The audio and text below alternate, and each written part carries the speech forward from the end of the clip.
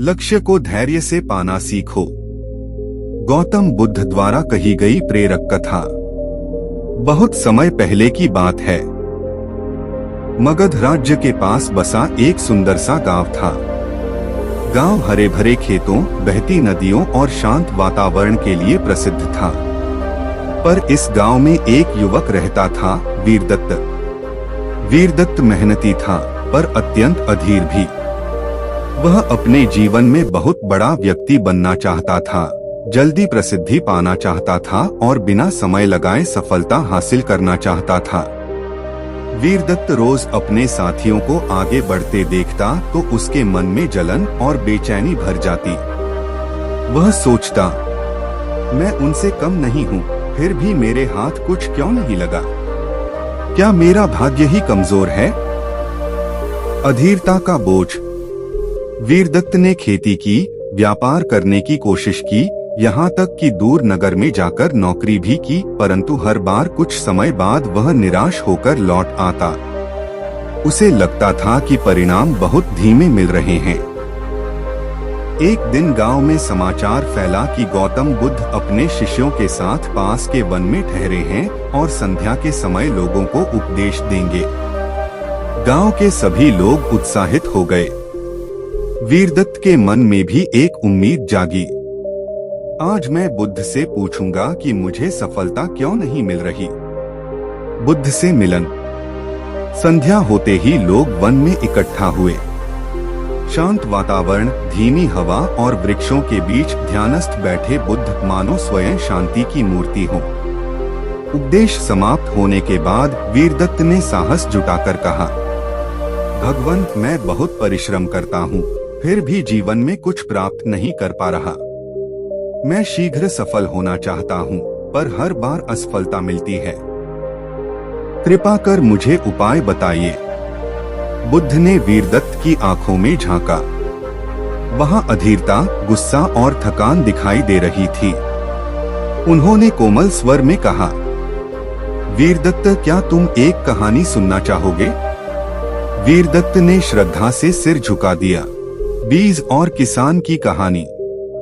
बुद्ध बोले, एक बार की बात है। एक किसान ने 2 खेतों में बीज बोए। पहले खेत में उसने बीज बोकर रोज जाकर देखा, बीज फूटा या नहीं। वह रोज मिट्टी खोद खोद कर बीज को देखने लगा। कुछ दिनों में बीज नष्ट हो गया। दूसरे खेत में किसान ने बीज बोया, पानी दिया और फिर धैर्यपूर्वक प्रतीक्षा की। उसने प्रकृति पर भरोसा रखा।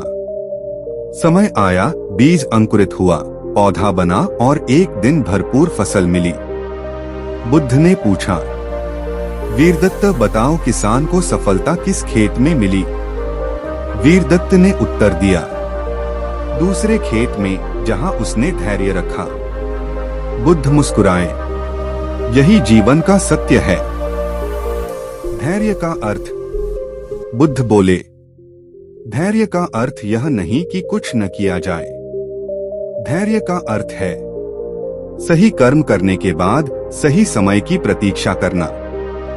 वीरदत्त ध्यान से सुन रहा था। लक्ष्य तक पहुंचने के लिए 3 बातें आवश्यक हैं। 1. सही दिशा। 2. लगातार प्रयास। 3. अटूट धैर्य।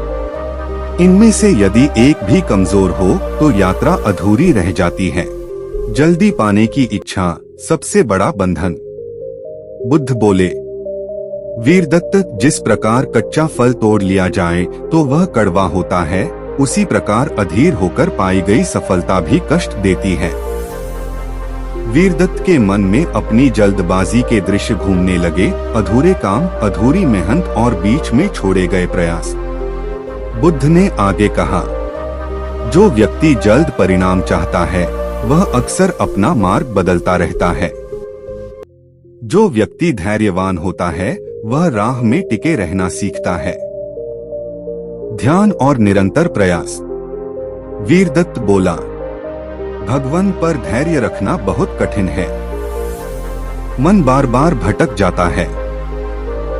बुद्ध ने उत्तर दिया, इसलिए मैंने ध्यान का मार्ग बताया है। ध्यान मन को वर्तमान में लाता है। जो वर्तमान में स्थिर हो जाता है वही भविष्य को संवारता है। उन्होंने समझाया, जब तुम रोज थोड़ी सी प्रगति को स्वीकार करना सीखोगे तभी बड़े लक्ष्य तक पहुंच सकोगे।